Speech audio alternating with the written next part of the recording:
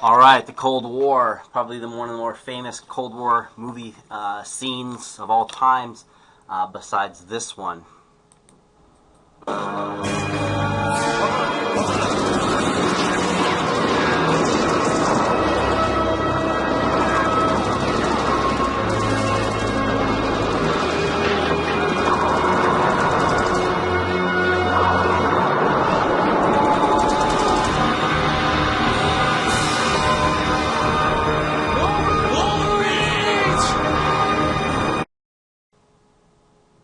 Alright, so we're going to be looking at the Cold War. Now, it's important to understand that the Cold War, the entire Cold War, lasts from 1945 to 1991. In this lecture series, we're only going to discuss about half of the Cold War, 1945 to 1973. So, the overall essay question for this lecture series is discuss the background leading to and the phases of the Cold War from 1945 to 1973. And in Concept 1, we'll be taking a look at the origins of the Cold War. But before we do that, I want to get into the overall dynamic of the Cold War, particularly during this time period, 1945 to 1973.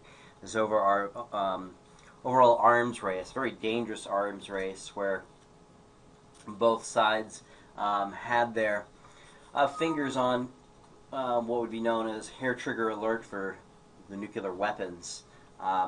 They were used as a deterrent, and the design was never to use them, right? So the idea was from both sides to build up their arsenals as much as possible, so that it would be absolutely insane for anybody to pose an attack, right?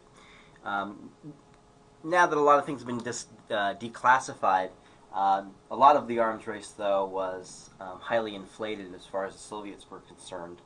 They did have weapons, and the weapons were dangerous, but they inflated the capabilities of the weapons and the amount of the weapons. The United States, as it turns out, had overwhelming superiority throughout the Cold War.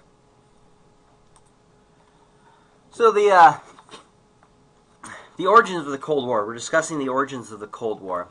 Cold War was a story of two great powers, each with a set of expectations as to how the other should behave, which neither was willing to fulfill. Basically, this is the overarching problem of the Cold War. The question, who started the Cold War, really has no meaning. The important question is, why did it happen?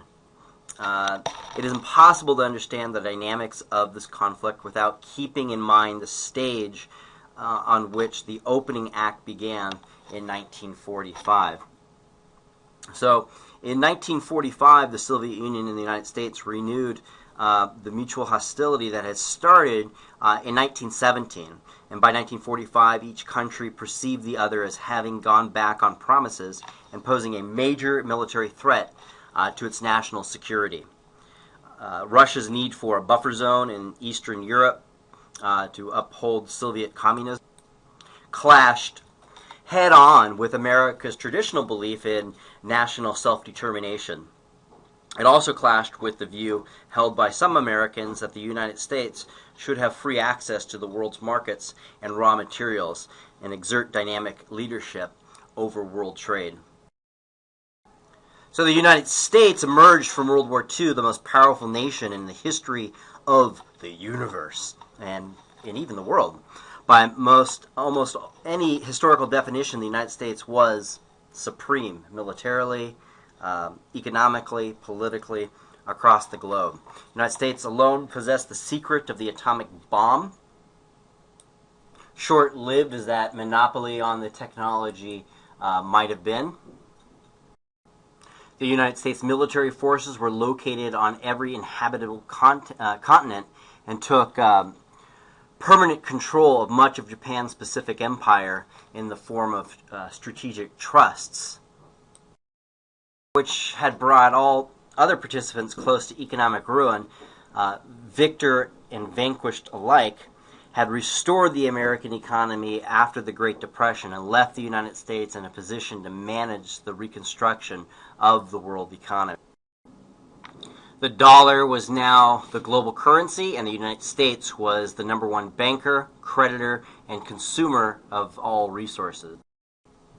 The United States, the leader of what soon would become known as the free world, with 6% of the world's population swiftly proceeding to eat, use, or consume each year more than 50% of the world's resources to feed its expanding industrial base and affluent consumer economy. The picture of the Soviet Union in 1945 could not provide more of a contrast. With up to 20 million Soviets dead, relatively primitive industrial facilities largely ruined, and the territory wasted by 4 years of scorched earth war by Hitler, the Soviet Union, having purchased survival at a great price, was weak and vulnerable.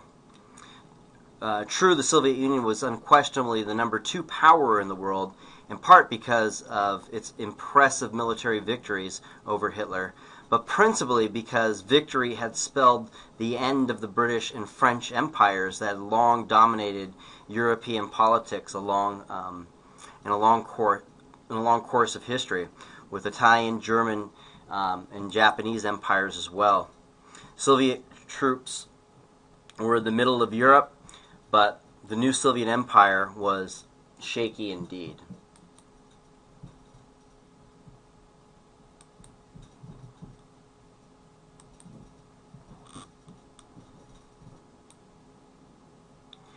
The United States entered the post-war era with a well-developed imperial creed. The United States declared President Truman in April 1945 should take the lead in running the world in the way the world ought to be run.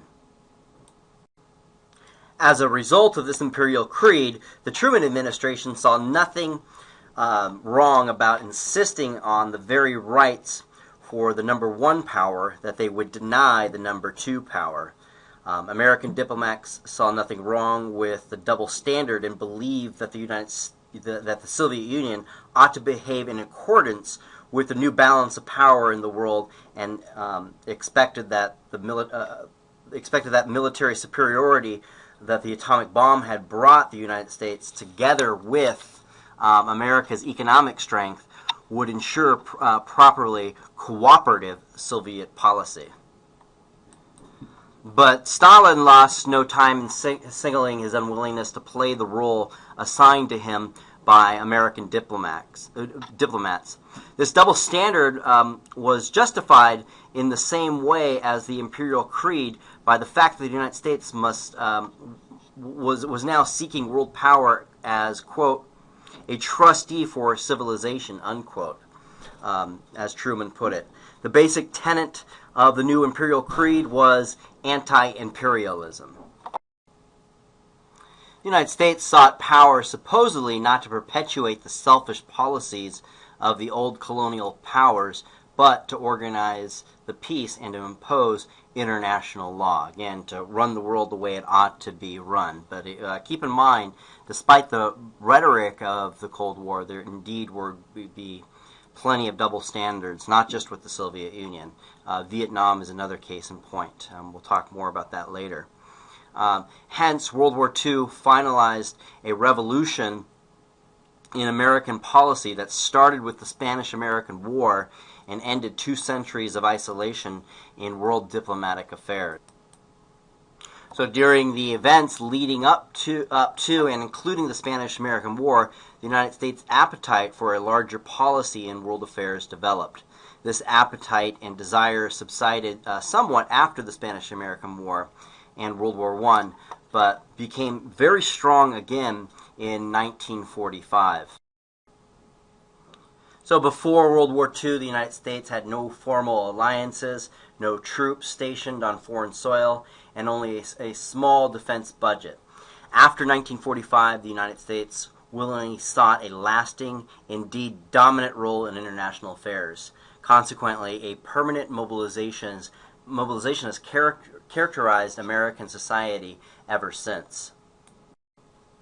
The defeat of Germany and Japan did not bring stability to the world. Within 2 years of the end of World War II, the United States was engaged in a global ideological struggle with the Soviet Union that the historians call the Cold War. The United States government developed a Cold War mentality characterized by a fear of the communist, expansion, and tendency to interpret all revolutionary activity in the post-World War II era as part of a monolithic communist movement controlled by Moscow. Now, this indeed was a misperception. A lot of the revolutionary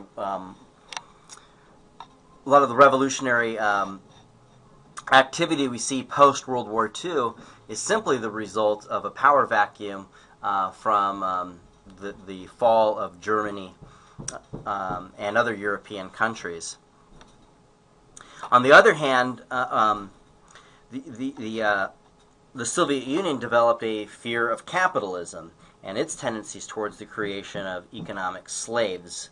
Hence, the Soviet Union viewed American economic and political initiatives throughout the world as a threat to its security. Stalin emerged from World War II resolved to preserve the Soviet state in what he believed to be an even more hostile environment than before the war. Suspicious by nature, conscious that the Nazis were only the latest of a wave of foreign invaders that had ravaged the Russian soil throughout its history, aware that a fundamentally anti-Soviet capitalist state had become the giant among nations, Stalin became obsessed with the question of national security. Hitler was the only man Stalin had ever trusted, and he betrayed Stalin and almost cost him his empire. So the conflict between the United States and the Soviet Union began gradually. But as mentioned before, the United States had refused to recognize the Bolsheviks' revolutionary government in Moscow until it was 16 years old in 1933. More important, Soviet suspicions of the West began to become very strong in 1942 and again in 1943 when the British and the United States twice delayed in opening up a second front against Germany, while the Red Army paid a ghastly price to roll the Nazi invaders back across Russia and Eastern Europe. For 2 years, 1945 to 1947, after World War II, the nations tried to adjust their differences over division of Europe, post-war economic aid, and the atomic bomb through discussions and negotiation. So, first off, the division of Europe. These begin to lay out the division of Europe, post-economic aid, and the atomic bomb begin to lay out the origins of the Cold War as it would emerge from 1947. So the division of Europe, the fundamental disagreement was over who controlled post-war Europe. The Russians, mindful of past invasions from the West, for up to 1,000 years, were intent on imposing communist governments loyal to Moscow in the Soviet sphere. The Soviet Union consolidated its grip on Eastern Europe in 1946 and 1947, one by one. Communist regimes replaced coalition governments in Poland, Hungary, Romania, and Bulgaria. Moving cautiously to avoid provoking the West, Stalin used communism as a means to dominate half of Europe, both to protect the security of the Soviet state and to advance its international power. The climax came in 1948 when a coup in Czechoslovakia overthrew a democratic government and gave the Soviets a strategic foothold in Central Europe. So the division of Europe was an inevitable outgrowth of World War II. Both sides were intent on imposing their values in the areas liberated by their troops. The Russians were no more likely to withdraw from Eastern Europe than the United States and Britain were from Germany, France, and Italy. A frank recognition of competing spheres of influence might have avoided further escalation of tension. But the Western nations, remembering Hitler's aggression and remembering the inaction that they took against Hitler in the 1930s, began to see Stalin as an equally dangerous threat to their well-being. Instead of accepting him as a cautious leader bent on protecting Russian security, they perceived him as an aggressive dictator leading a communist drive for world domination. Post-war economic aid. World War II had inflicted enormous damage on Russia. The brutal fighting had taken between 16 and 20 million Russian lives, destroyed over 30,000 factories, and torn up at least 40,000 miles of railroad track. The industrialization that Stalin had achieved at great sacrifice in the 1930s had been badly set back. Even agricultural production had fallen by half during the war. Outside aid and assistance were vital for the reconstruction of the Soviet Union. American leaders, though, knew of Russia's plight and hoped to use it to its advantage. Wartime ambassador Imperial Harriman wrote in 1944 that economic aid was one of the most influential weapons at our disposal in dealing with Russia. Truman was convinced that economically we held all the cards and the Russians had to come to us. In 1945, the Soviets requested a $6 billion loan to finance post-war reconstruction. Despite initial American encouragement, Roosevelt deferred action on this request. And as relations with Russia cooled, the Truman administration in April would later completely deny it.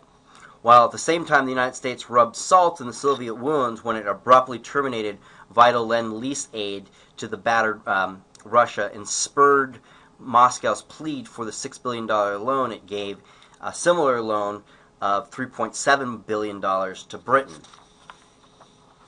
Deprived of American assistance, the Soviets were forced to rebuild their economy through reparations. The Soviets systematically removed factories and plants from areas they controlled, including their zone of Germany, Eastern Europe, and Manchuria. Slowly, the Soviet economy recovered from the war, but the bitterness over the American refusal to extend aid convinced Stalin of Western hostility, and thus deepened the growing antagonism. So from the Soviet perspective, given the fact that they took most of the brunt from German aggression, from their perspective it was, America, you owe us economic aid, right? If it wasn't for us, you'd still be fighting the Nazis.